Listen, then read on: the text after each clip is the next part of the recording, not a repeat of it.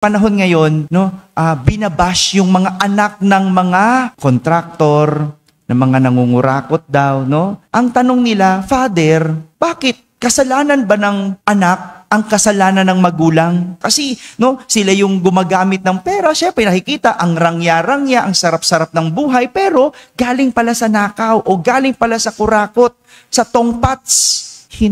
Hindi kasalanan ng anak ang kasalanan ng magulang. So, dapat, Father, hindi sila binabash. Teka muna, no? Sabi ko, mahirap sabihin agad iyan, no? Hindi ko sinasabing hindi dapat sila i-bash. Hindi ko rin naman sinasabing dapat silang i-bash. Hindi. No? Sabi nga nila, paano kung hindi naman alam ng anak na nagnanakaw pala ang mga magulang?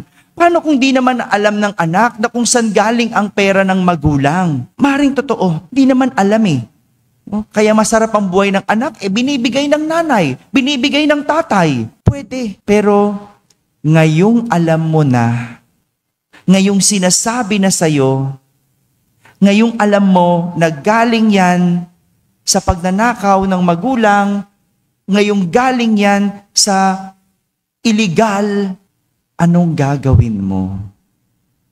Tatanggapin mo pa rin ba? Magpapakasasa ka pa din ba? O hindi na? Hindi ko alam yan. No? Ang makakasagot niyan, yung mismong mga anak.